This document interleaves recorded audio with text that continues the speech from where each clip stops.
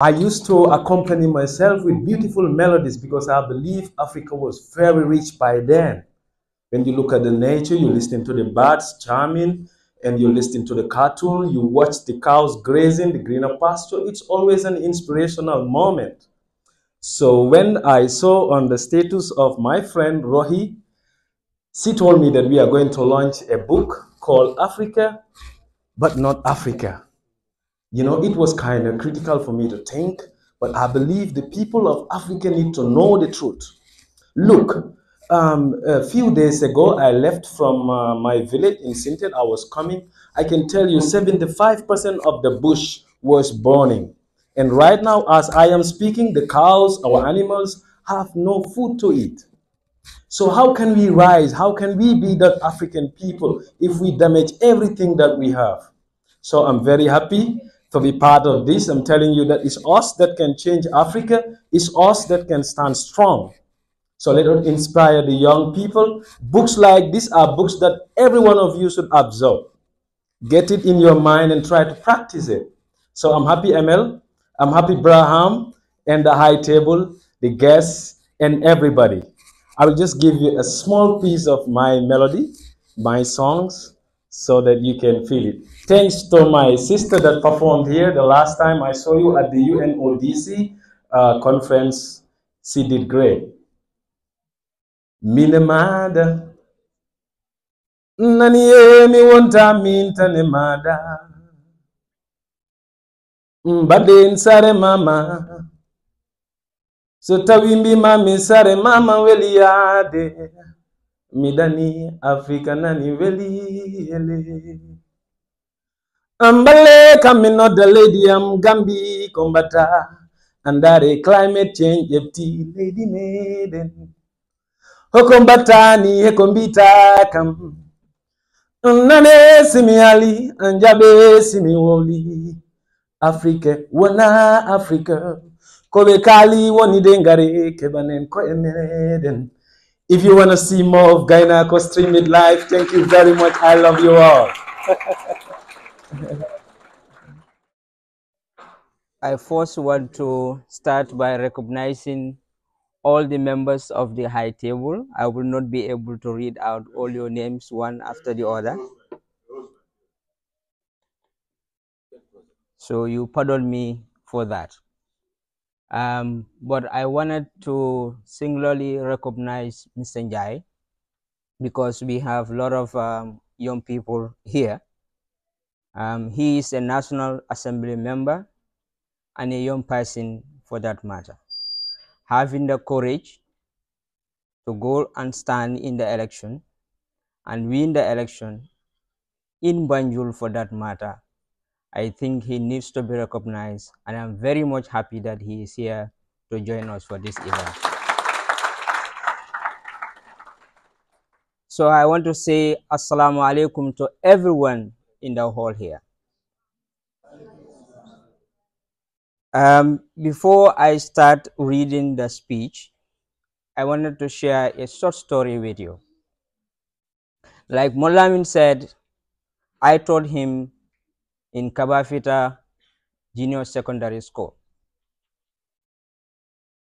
Whenever we close, Molamin will follow me to my house. On Saturdays, he will be in my house until in the evening, and some days I will have to tell him, go home, don't follow me. And he always tells me that the reason why I like to be with you is because I want to be like you one day. And I told him, if you follow what you are doing currently, you will do more than me and more than 10 people of my type. And today, what we have seen here today demonstrates that.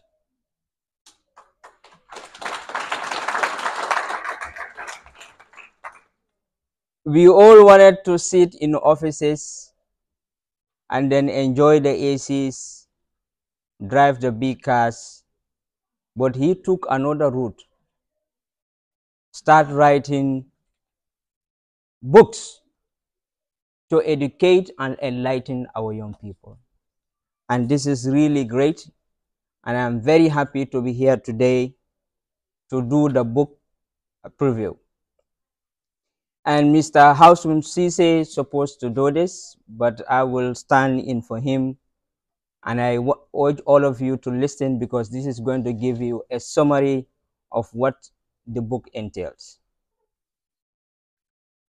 There are 26 poems in this anthology by our evergreen and budding writer, the tireless literary activist, master mobilizer, Liberian, mentor, book entrepreneur, Mr. Mohamed Lamin Sow. All of us included can easily lose account of the number of books and articles and essays he has spent in the past 10 years. His repertoire can fill a whole folder and filing cabinet. We convey our congrats to him for this copious output for Gambian literature. And now back to the book. We there say that it contains poems that seems to address many themes and topics in no particular order. This means that for one to really soak in the contents of the book, one must read it piece by piece, poem by poem, over a period. The title poem, Africa, not Africa, from page 11 to 14, is supposed to set the ground for the rest of the book. It's a good verse of Africa that we want. The poet bemoans that the African experience of lost languages, dying cultures, and Western education system that is making us strangers in our own bedroom, so to say. Western education system promise no tomorrow. Or Africa lost her languages and nights. Now we may ask, who are African nights lost? We, the poet, gives an answer on page 31 in the poem titled, A Letter to African Leaders, where the poet celebrates Nelson Mandela, Kwame Nkrumah, Sankara, Lumumba, who fought for African dignity and died for Africa. The poet Hall Soyinka was jailed twice to show that dictators, not even poets, are spared. This kind of scenario of unhealthy cause and effect of tyranny in Africa does not also spare the youths. In the poem Once Upon a Time, page 15, where the poet ably waves the effect of misrule, big man rule in Africa for the youths, he writes, the youth alter their norms through in disciple their ignorance posted on timelines. Those dictatorship has caused our youth to hide under social media, to pass time, and to do mischief. Of course, the poets are not all on politics and Pan-Africanism. There are love poems, religious poems, tongue twister poems like Alphabet of Poetry on page 54, and haunting autobiographical poems like If I Wasn't Me on page 66.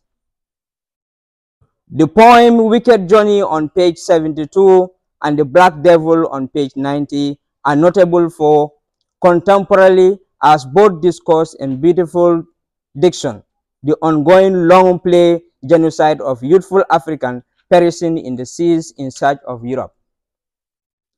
Indeed, the world press has grown to these mass deaths so that now it is mostly outside the realm of newsworthiness until the death toll reaches the most macabre heights. Indeed, this is only one of many poems that are relevant to the current discourse, making the poet quite sensitive to what goes in the world around him. Unlike many poets, this one does not live in the ivory of tower. But the tower of language used in the poem is indeed unsizable. The diction is relate with alteration, assonance, smiles, and tongue twisters. Yes, tongue-breaking syllables such as Egypt, English eggs, electrifying election energy on page 54. Or the numerous puns like the one on the dark nights and the dead nights of Africa. The qualities of good poem are basically those of diction and sound. These poems have this satisfactory quantity and quality. The poet has personal qualities that deserve our attention before we end the review.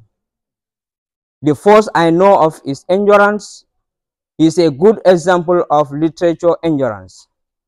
He has consistently written, published, and mentored many young people. This is why his writings are enriched by his experience. He gives away and therefore receives copiously from the wisdom of others. Another one, the poet strongly believes in the power of literature to change the people for the better. For him, literature is an effective painkiller, dependable companion in times of need. Moreover, Monlamin Shaw is a reader. His lofty codes that pepper his writings means that he is good and observant reader. Indeed, the careful reader can only discern the tone of man in deep earnest of Africa to realize its lofty goals to be a continent of growth and opportunity. This is why the tones of poems range from utterly urgent to the desperately despondent, from the routine to the loving, and etc. In summary, Molamin is writing project in progress. His work nature, his work mature as he grows out of youthfulness into full adulthood. The poem mirrors such transition. The blustering anger of earlier work are gradually rescinding out of his new work. This is expected because the writer is the man who is writing himself. It's not copy and paste. I want to seize this opportunity to congratulate him for always giving the honor to do this, to do the book preview. And I'm really honored today that I'm the one doing the book preview. And finally, I wanted to say that this book is an identity for us as African. We should read it like the saying goes, if I hear, I remember. If I see, I also remember. But if I do, I learn, and it becomes part and parcel of me. So this book that we are launching here today, please, all of you, take your time, read it, because it is rich. It has a lot of values that can enlighten us, that can make us better person, and that can help us to know the Africa that we want. On that note, I thank you all for your kind attention. Thank you very much. Thank you. Yeah, thank you very much.